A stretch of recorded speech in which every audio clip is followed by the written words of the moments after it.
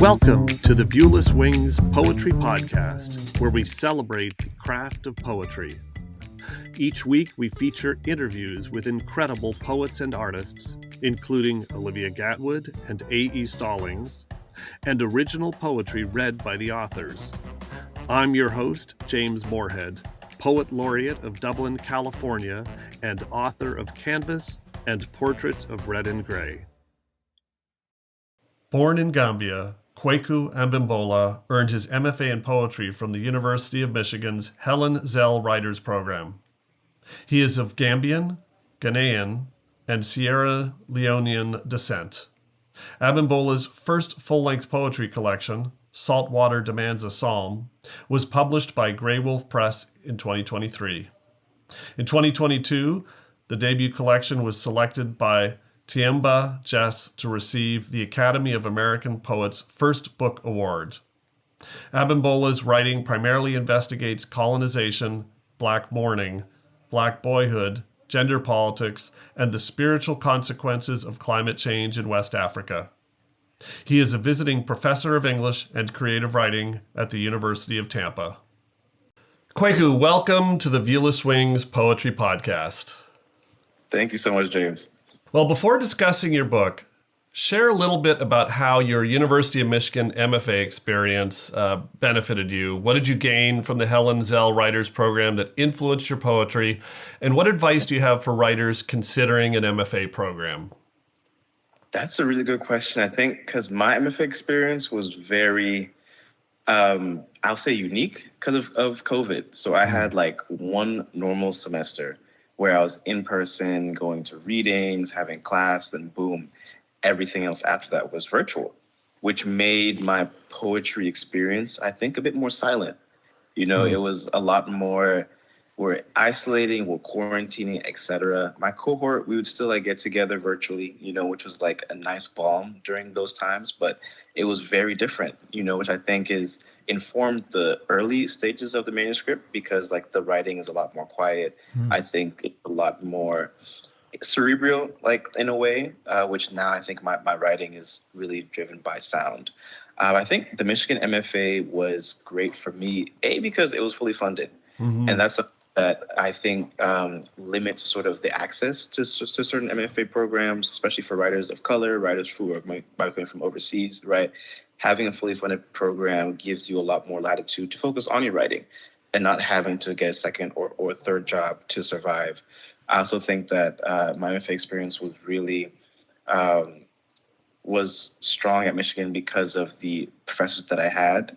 I was privileged to work with Van Jordan and Sumida Chakraborty, who gave so much to us, exposed us to really great writers as well. And those structured their courses in ways that cater to us as holistic writers, right? So it's not just about the work that we produce, but also they made sure to check in on us, which I think is something that's missing in a lot of the graduate schools, like in general. Like, how do you show up for your students beyond the syllabus, beyond the curriculum, treating them as whole human beings, not just people who are there to get their degree? But I think the thing that impacted my experience the most was just having a strong cohort. The people that I went to my grad program with, people who were in my MFA, I'm still in contact with them today. Many of them still read my manuscripts and will share poems, etc. So shout out to the MFA squad, Ayo, Julia, Chris, Mary, Serena, Sarah, just the whole gang. So I was very grateful for that experience. Well, congratulations on being able to do it fully funded, because that really does, it not only changes the arc during the program, but it changes it afterwards, because you have more freedom to do different things than if you have a huge burden of debt that you have to carry around with you that influences your decisions of what you can and can't do. So congratulations. Yeah, thank you. I feel like one thing that I always tell people who are looking to get MFA, I'm like, this isn't law school or medical school. There isn't some glorious six-figure job waiting for us after the MFA. So it might be important for us to not get into debt to write poetry. Plus, I think that I'm also advocating for folks just finding community where they're at, and I think the community-based aspect of writing is something that transformed my experience, which, yes, you can get through an MFA, but also there's several other writing groups, depending on whatever city you might be in, that will accept new writers for free, right? Just to share work, book clubs, etc. So I think there are also alternatives for folks who might not have the time, because it also is like a privilege to like have enough time to apply to MFA and then like take it out of your life to just focus on the craft of poetry or fiction or nonfiction, whatever your genre might be. Well, the visual design of your book, Saltwater, Demands a Psalm, is striking. The small details, such as symbols sprinkled in and between the poems, the symbols used to create graphic art that take over multiple pages, the series of concrete poems repeated with variations throughout the book. Talk about the vision that emerged for this book and how that vision influenced the design of the book, which is definitely a key element. And I'll do my best to describe it as we go, but I encourage listeners to see this book in their hands in person. Definitely. Thank you so much. And I think that the visual piece was really an attempt for me to decolonize language. I am half Ghanaian and half Sierra Leonean and Nigerian, but I'm born in Gambia. So it's like a lot of different West African cultures make up my identity. But for Saltwater in particular, the visual aspect comes from my Ghanaian side. So in Ghana, we have these pictographs called Adinkra symbols, which were created in the late 16th century, around that time, by a king whose last name was Adinkra. And these symbols were originally just used for people who were in the court, right? It's like, it was printed on fabric to distinguish the people of nobility from people who weren't of common birth, so to speak. But through different trade, conquest, etc., the symbols started to spread throughout Ghana and began to represent different proverbs and maxims and different sayings and even poetry. So now something that started off with 2 or 3 symbols, there's over 150 symbols in Ghana that are also spread throughout the Black diaspora.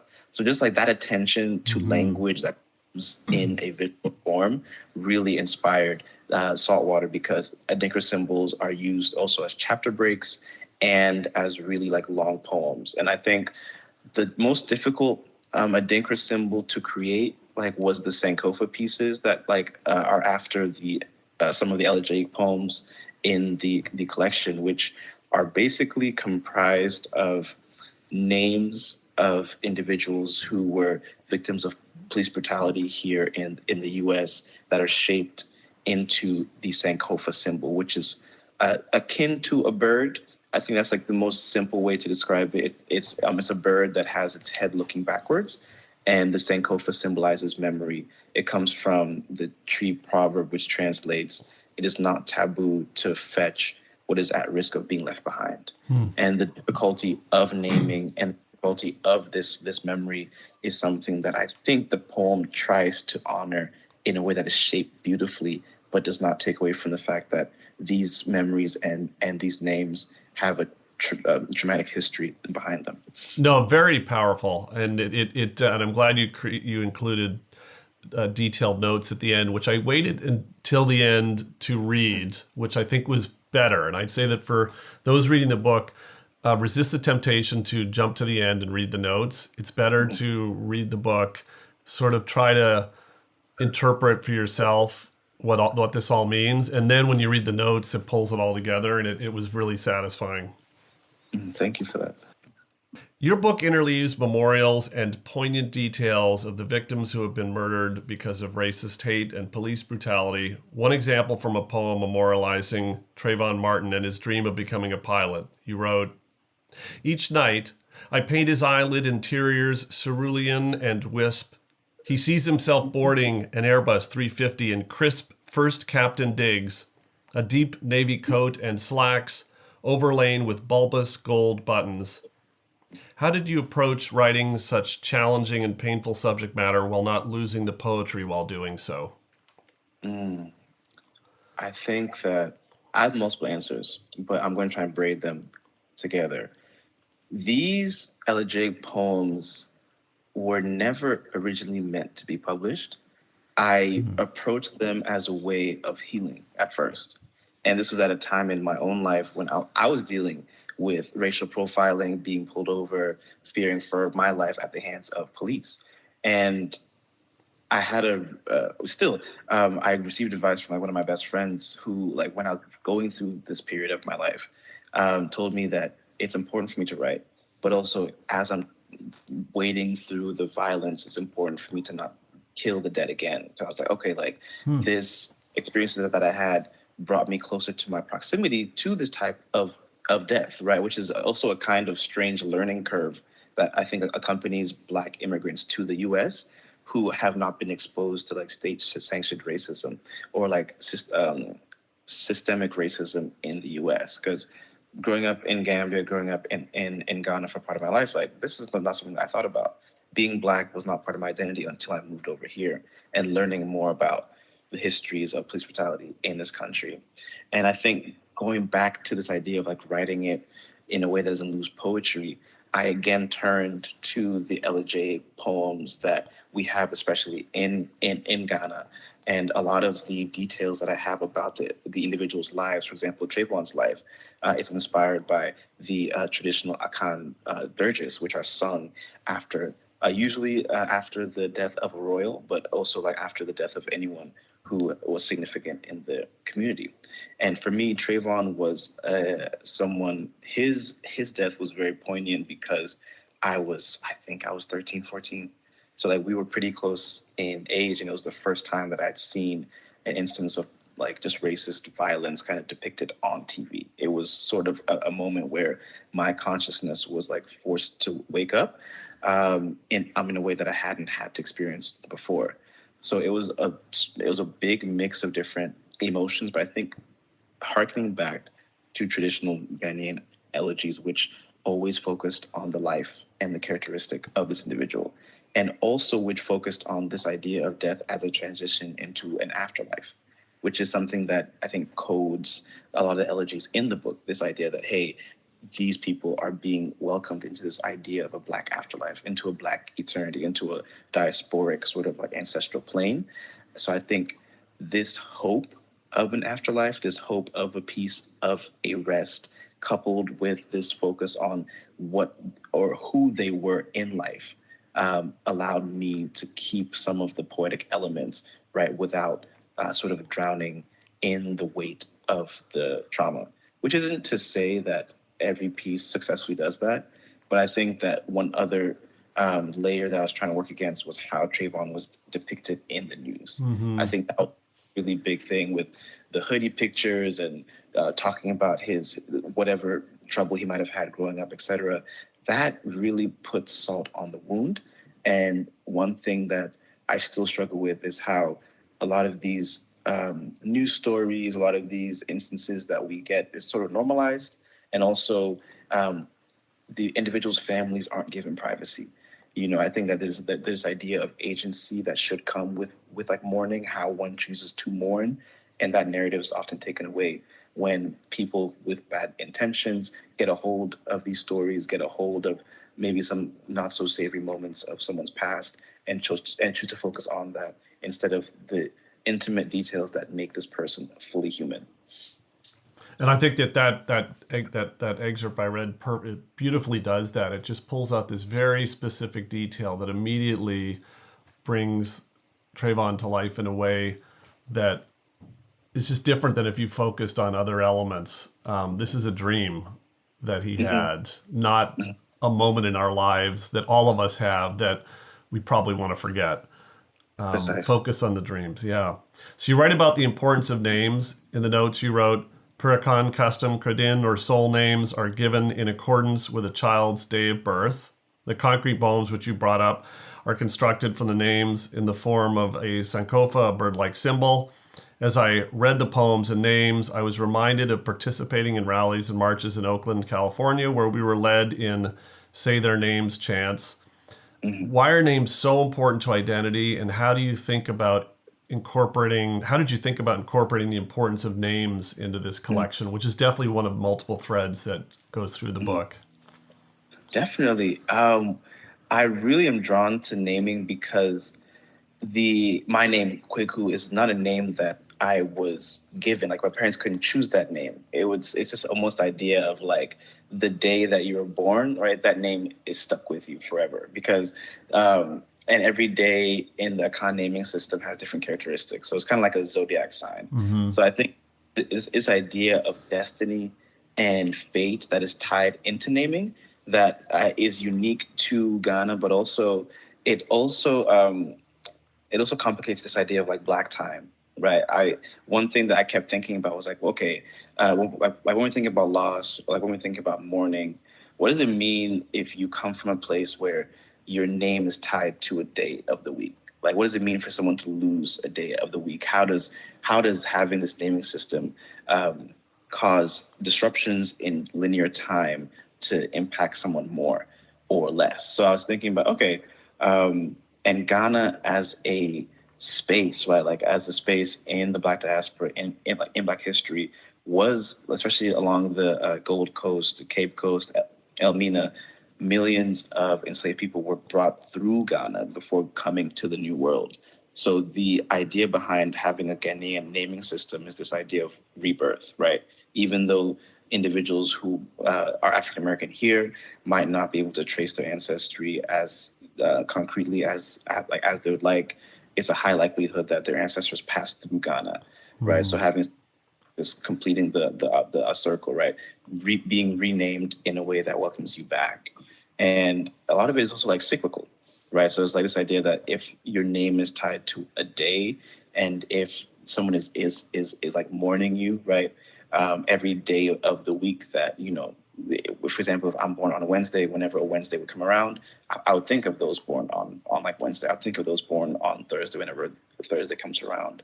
And going back to what you said about the naming and the chanting, I think it just also ties back to the Sankofa and like memory, right? Like when you say someone's name, when you chant someone's name, it's this idea of keeping their names alive, for as long as you stay alive, for as long as people who have that same memory stay alive. And the collective nature of the naming ceremony is, I think, the final thing that also ties it all together. Because from days 1 to day 7, right, in Akan culture, like you're not considered fully alive until day 8. And then on day 8, that's when you have the naming ceremony, when the whole town or the whole family or the whole clan, right, gets to meet you for the first time. So the last part with the importance of naming is because in the Akan tradition, your naming ceremony is your real birth. Because at least people don't necessarily share the same belief today, but people who still follow traditional Akan beliefs believe that a child isn't born unless they're alive for a week, because they believe that first week is just the spirit form of the child coming to visit, just to survey. And then after the 8th day, right, that's when you're considered to be fully alive. And that's when your naming ceremony is supposed to take place, where you are welcomed both outside and into the community, and where your name is spoken for the first time. So this idea of naming is really tied to the community, to who is able to hear your name first and how you are welcomed. It's never an individual act, but it's always one that's tied toward community. And I think a lot of my impulses behind this book was to stitch, or was to try to weave together this idea of a diasporic Black identity, one that's rooted in traditional beliefs and one that's also malleable depending on where you might find yourself in the diaspora. No, I just think that's another element of the book. Not only the poetry is beautiful, but just so many cultural details that I was not aware of that I learned through the poetry and then through the notes at the end. It was just, I just found it fascinating and beautiful. Thank you so much, James. So I'm a poet who comes from a place of privilege. I'm tall, white, cis male, U.S. citizen with economic security. I basically check if there's a piece of paper with a checkbox for privilege. I basically check every box. And I'm aware of that. I'm also angered and moved by the issues you write about so effectively. What advice do you have for poets like me who want to contribute their voice, but who are aware of their privilege and unsure if they even have the right to do so? That's a really important question. And I think that the first thing that I would say for poets with privilege is, how can you use your voice to amplify others? I think that's like one of the biggest things, because it's not every story or every identity that we should write about.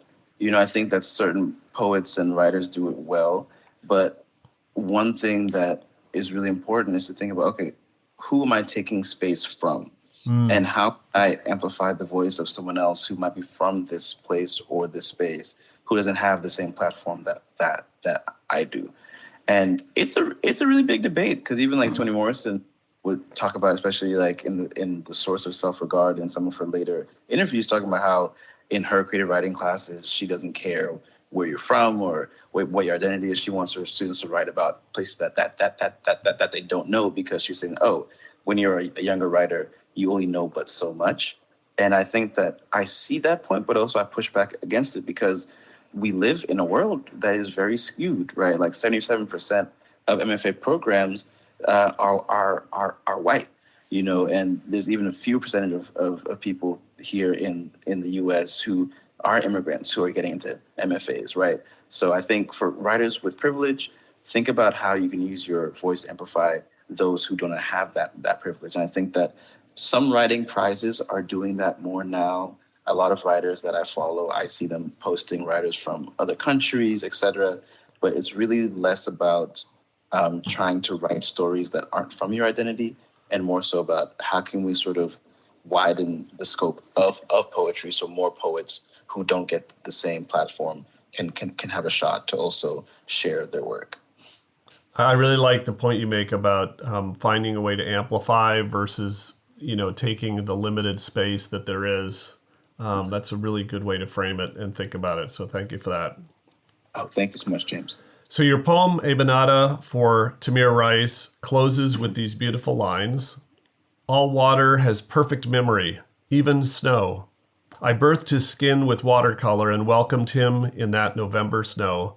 How did you approach finding the ending for this poem during the revision and editing process, and in general? Endings, as I think any poet will tell you, are excruciating to get right. So how did you approach finding the ending for this poem specifically, and how do you do it generally? Oh, yeah, I struggle with endings. Like, that is something that I admire poets like Jericho Brown who like have this like formula. I've tried to do the little formula thing, because Jericho talks about when he has a poem that has a certain theme, he'll like go through everything that he's written with that same theme, and like either take a beginning of like one poem, take an ending for a different poem, and like mix it all together.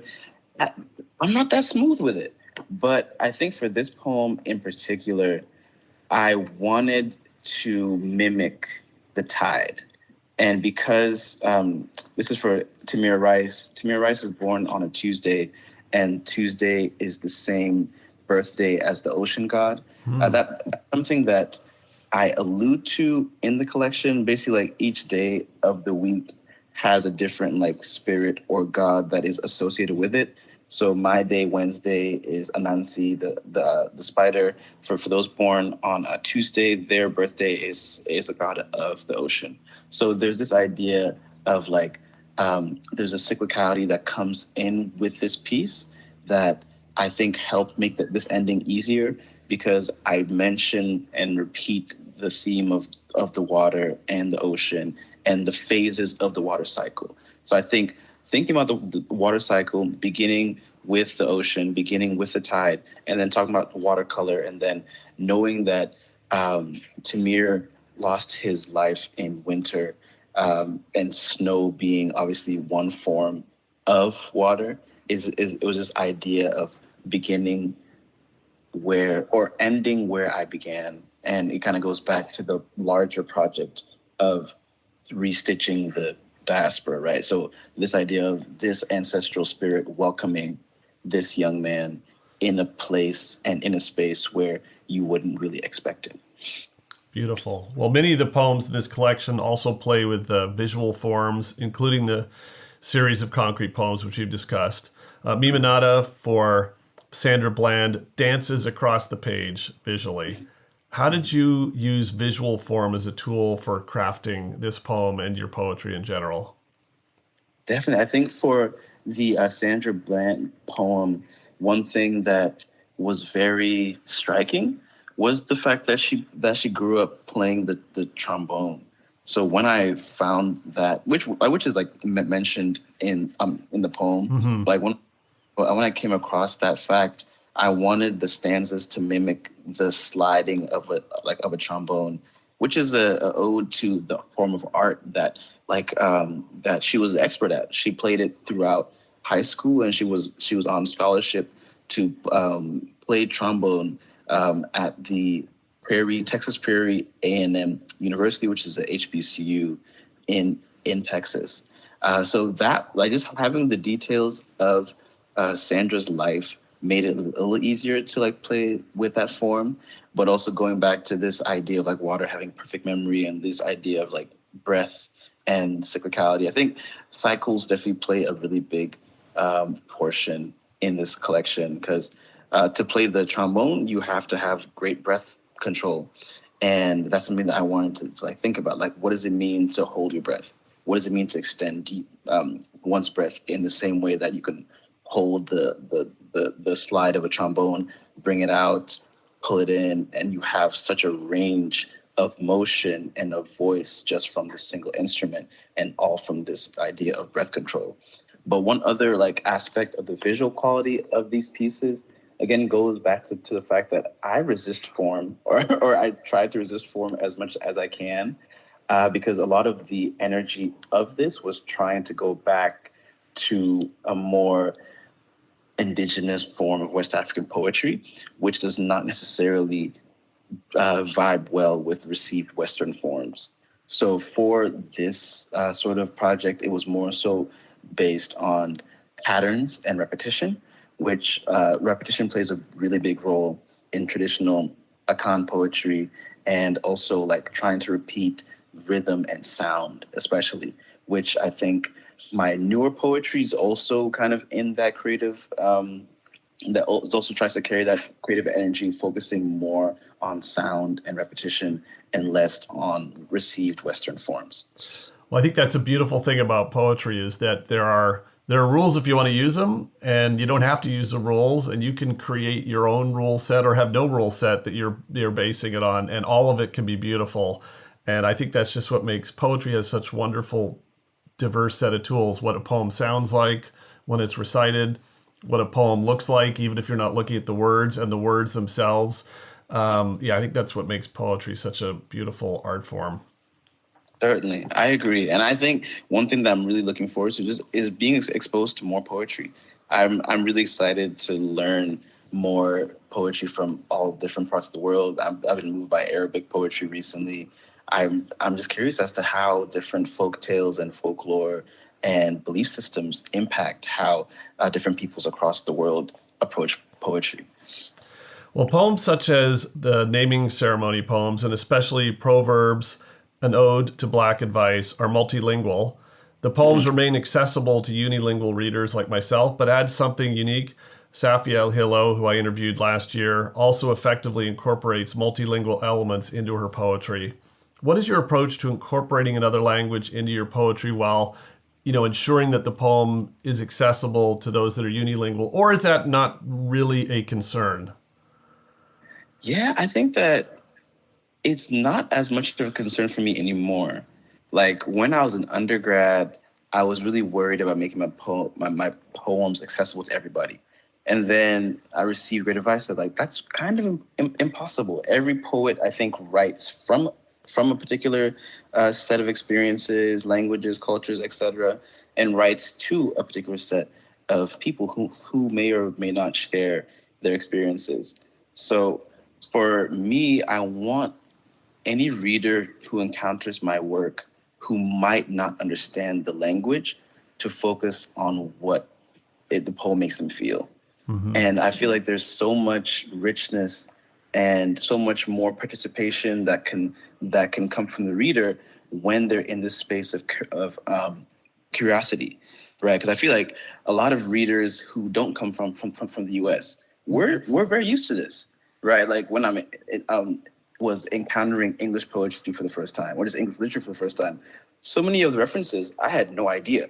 You know what I'm saying? Like I had no idea what was going on, but I had to do the work, right, to either Google it or research or ask somebody. And I feel like now that more poets of color are publishing, right, it's important for us to similarly like stay true to the languages, to the references that like make sense to us, and invite readers to also do that work of discovery, of curiosity.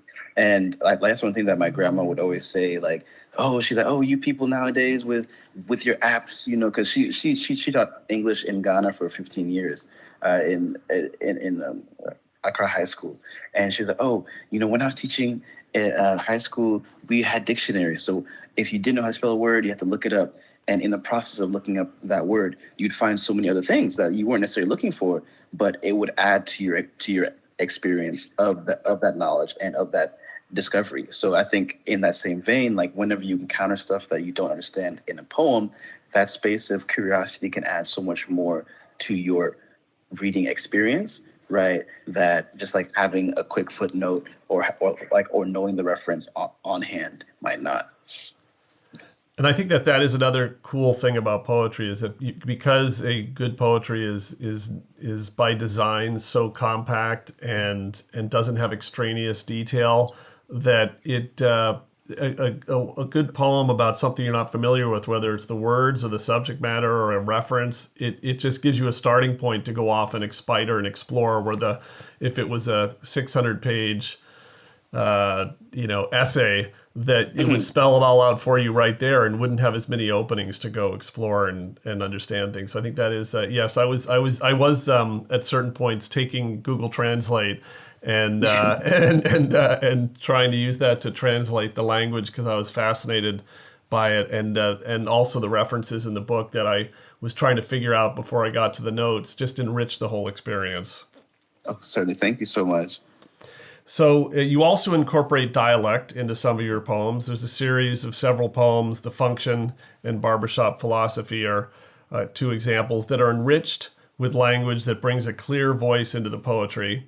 Dialogue, whether in poetry or in fiction, can be very challenging to write. What is your approach to dialogue, and in particular dialogue that incorporates dialect, to achieve lines that sound so natural? And to me, it was as though you had overheard them and just wrote them down verbatim. Yes, I really appreciate that question because I've been thinking more about what poetry is beyond the page. And for me to incorporate those moments of dialogue, I had to speak them because they're like, and now speaking my poems is the first step. In any revision that I do, I have to hear the poem out loud. I have to hear how my voice and how my breath sounds. And I think even practicing with other folks for the dialogue made it a bit easier. But yeah, I was able to really achieve that like natural flow by speaking it. And I feel like how we write, like the voice in our head might sound good, but like when we say it out loud, like, oh, like this sounds like mechanical, or this sounds, like too rehearsed or too capital P poetic, right? How can I get to how I speak with my friends, or how I would hear these conversations at the barbershop? And I think one of the things is that a lot of parts of the book are like autobiographical or like semi-autobiographical. So like some of the conversations are like from memory, which I think might add to that natural, to the natural feel, but also just like having other readers who share a similar experience read this out loud definitely helped me to get to that final state where there is that language economy, where there is that music, and also it has this like more of a natural feel, because there's also so much poetry that is found in dialect. There's so much rhyme and there's so much economy that can be found in slang that I wanted to also highlight throughout the collection. That's such good advice to read out loud for a whole bunch of reasons. And I'm going to add dialogue as a particularly valuable use of reading out loud. For decades, I've written poetry, but it's only recently that I overcame the self-consciousness of reading a poem out loud. And it is fascinating how your inner voice and your actual breathed voice are totally different. Totally Right. different. I mean, it's really amazing. And another, I've worked with a poetry coach who I meet with periodically. And he recommended that when you've first written a poem and you're not sure if it's working or not, just have someone read it cold back to you and see where they stumble, see where they get excited, where they haven't written it, so they don't have their mind filling in the blanks. They're just reading the words they've been given, and that's a very useful tool as well. Definitely. I love that piece of advice. Yeah, and it's just you see where they stumble, and then you go, okay, maybe I need Right. some Yeah. punctuation. Yeah, yeah. But it's definitely true. Reading out loud for dialogue is something. It's interesting how every single one of these interviews, I take something away, and dialogue something I've wrestled with. But I think that I'm going to approach it as especially emphasizing the reading out loud to get it right. That's I cool. really appreciate that. And I think that one other thing with dialogue is that it's such a site for play and surprise. Because I think it's like, if you have your dialogue in italics already, it disrupts, the like normal language, quote unquote, that a poem might have. And also it's just a space where you're introducing more voices into a piece. So, yeah. Absolutely. Well, your book closes with the perfect poem, a poem that ties all of the symbols together. Most poetry collections are just that, a collection of poems written individually and then crafted into a book later. Using this last poem as an example, was this poem written to serve the themes of the book, or did this poem emerge from the themes in the book? I think one of the funniest things about this poem, and which also I think goes back to how this collection tries to disrupt time, is that this, like, the Adinkra poem that closes is one of the oldest poems in the book.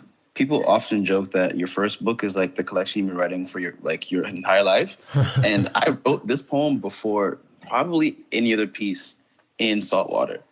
And I think it's from this obsession with Adinkra and from this obsession with trying to honor like indigenous Black linguistics that much of Saltwater came from in the end.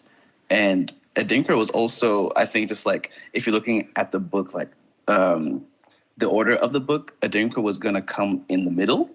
But after like meeting other great editors, like, okay, sounds more like an ending poem, because now you can have the reader sort of piece together their interpretations of the Adinkra with a bit more poetic guidance from how the stanzas also interpret the Adinkra without necessarily giving definitions of it. Well, I'm now going to turn the mic over to you to read selections from Saltwater Demands, a Psalm. Good air. Today, we gather at the mouth of the Brooklyn Bridge to pray the names of the just dead. Brianna, Oluwatoyin, names cradled and vaulted to air. But after air, where? Black women's wisdom cautions against letting out the good air. There is no telling the manner of air waiting to hex you beyond your doorstep. My mother, an air tender, kept the air within our home good. The goodness of this air is equal parts plantain oil, lemon pepper, cinnamon, cocoyam, blue magic, African royale, black soap, black castor oil, black. Water has perfect memory. But air? Don't let out the good air, because good air is fragile and finite. Let in too much outside and it's liable to spoil. Before I moved out, my mother, the airkeeper, hurried to bottle as much of our good air as I could carry. She spiced the living room, pulling the mango warm fragrance of photo albums and Polaroids, the cola tang of Fela's Zombie, the lilac of Whitney's Whitney. Then, with all the trimmings of her best air honed and humming, she pirouetted, clutching an open mason jar in each hand. After 7 complete twirls, she rushed to date and seal each jar, and again, again, again. Now, whenever I leave home, though I carry my weight in her air-toned jars, still my mother pleads, don't let out my good air, meaning hurry back in, meaning Black children have gone missing so swiftly. People turn to blame the air.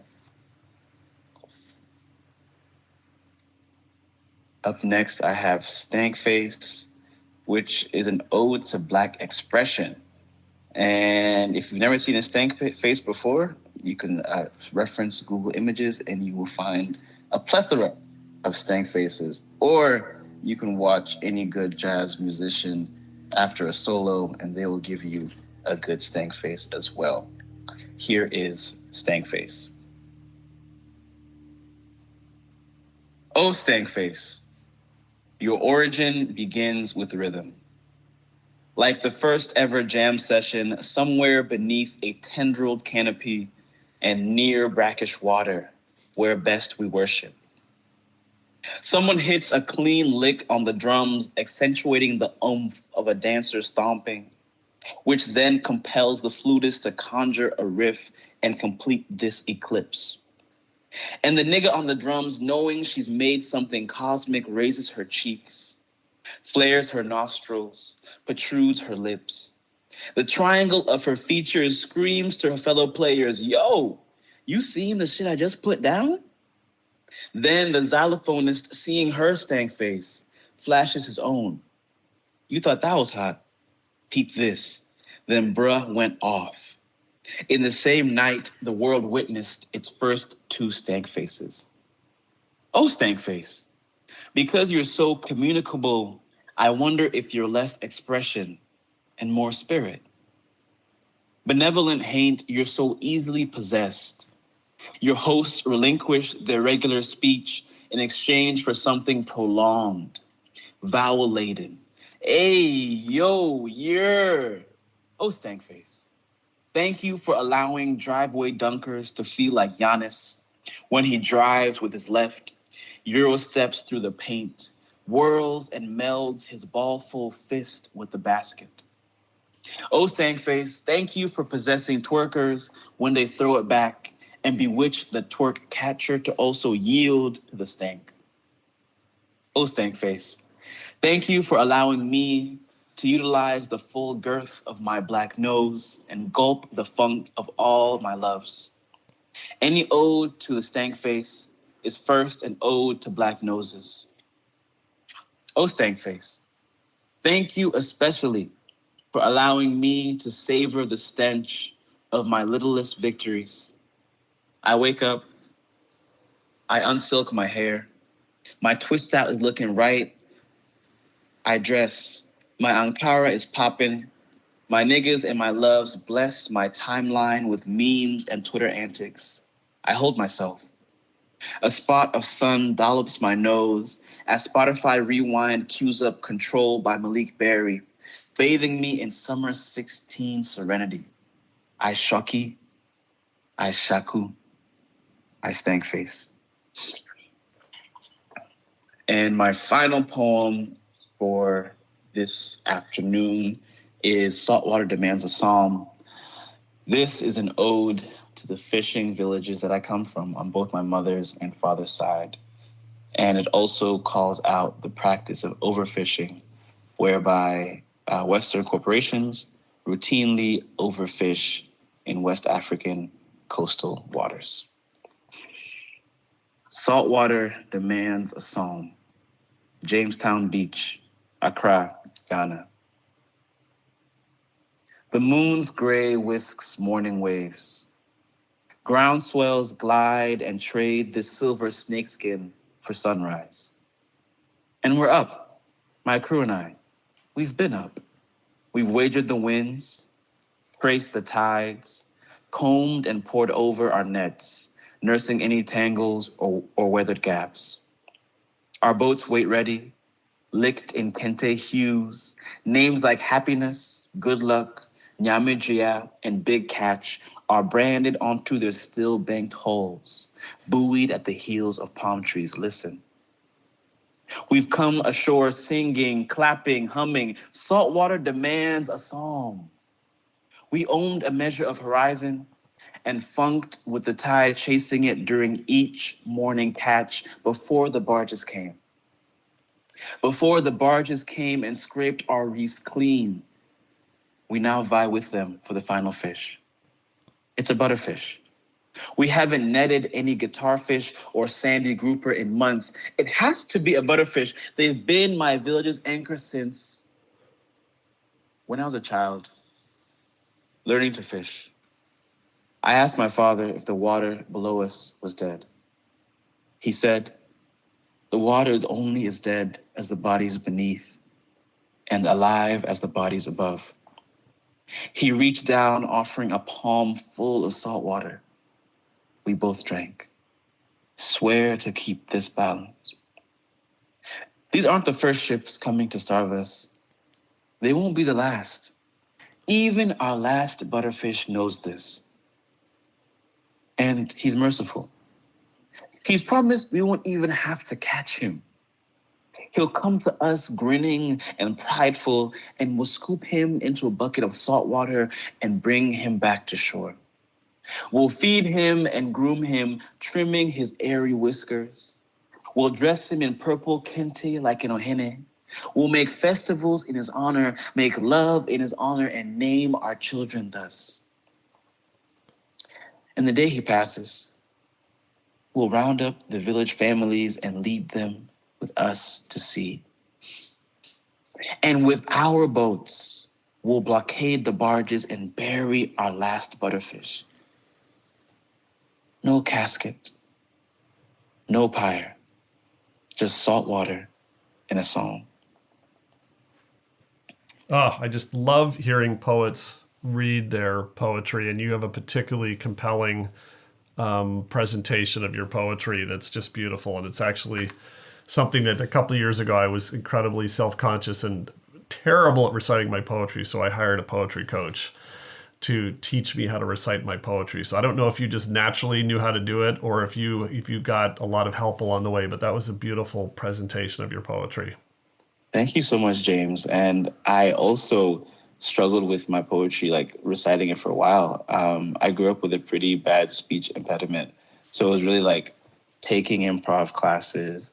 I had a poetry coach who was like my a theater teacher that I had in undergrad, and taking her class, Lady T, she really helped me overcome, that like fear of speaking in public. So I think I definitely also resonate with the fact that it's not something that came naturally to me at all. And I'm really appreciative of the fact that it was able to resonate with you too.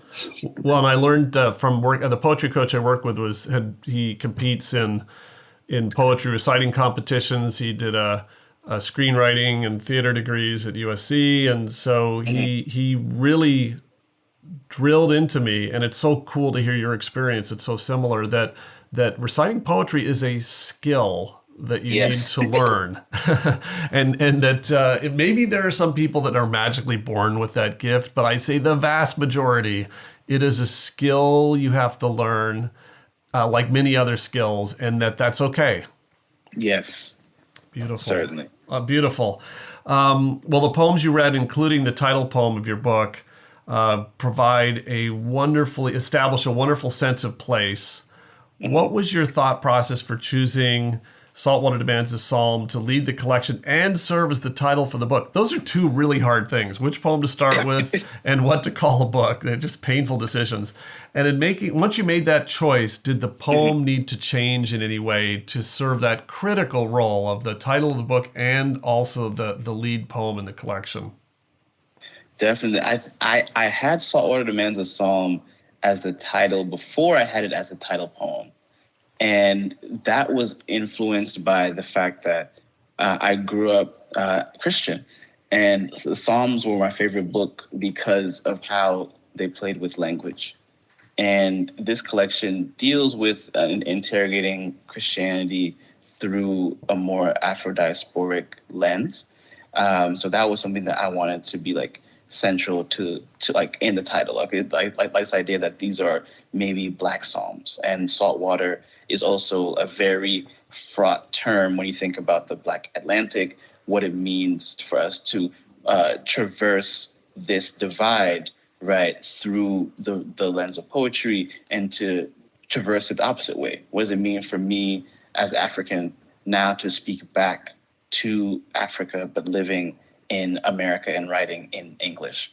But as far as having the poem come first, I have to thank my editor at Grey Wolf, Chance Erlin, who, like, this was originally like the third to the super penultimate or something like that whatever the word is, it was the third to last poem in the collection. And Chance was like, okay, this poem actually captures a lot of what the collection does already, right? This idea of reclaiming language, this idea of saltwater and fishing, and these themes of how ritual functions within Black diasporic life, and how the people in Saltwater Demands, a psalm, the poem, are adamant of preserving their rituals and their culture in the midst of being attacked by these larger corporations who are taking away their resources, right? All of these themes and struggles and tensions are really are evident throughout the collection. So that it was Chance's idea. At first, I was resistant to it, but then after reading the manuscript with Saltwater Demands a Psalm first, it made so much more sense. So again, I think this kind of goes back to something that we've alluded to a bit during our conversation, but just like having other eyes look at your work can open up so many new avenues, because you get stuck. You know, I think it's something that, especially like going through MFA, having to produce a thesis, right? You get stuck in the same modes of thinking, oh, this is an end product, without having other eyes look at it and give you new ways of approaching the same language, the same poems, etc. Well, finally, what are you working on now?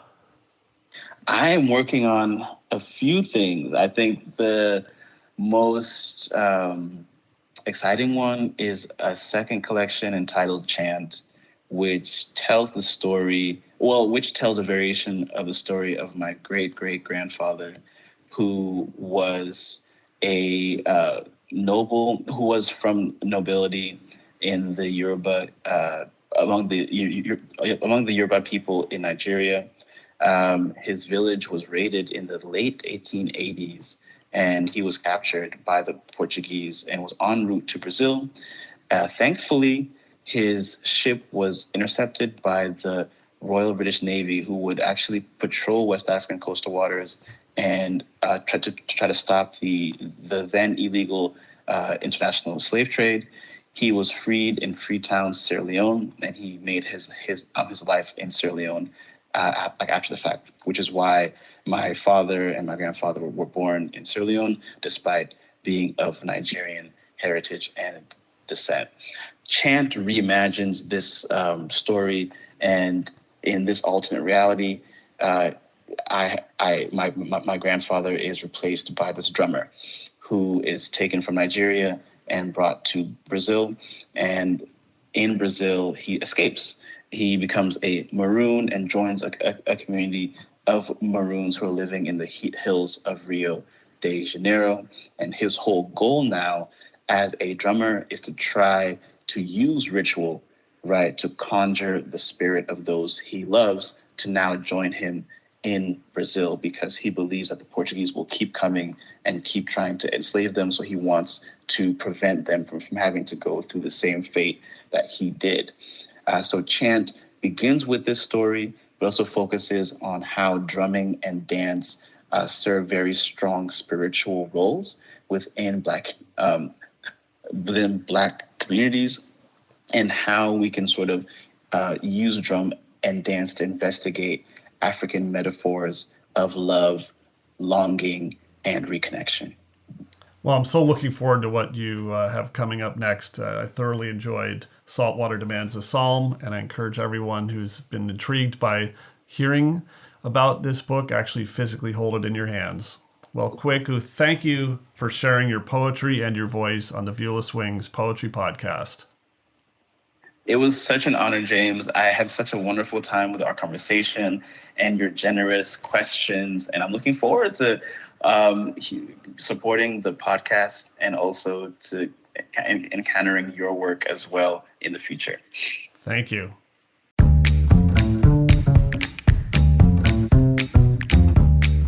The Viewless Wings Poetry Podcast is written and produced by James Moorhead. You can follow me on Twitter at Dublin Ranch, subscribe to the Viewless Wings Poetry Podcast, and follow us on viewlesswings.com or on Instagram at Viewless Wings.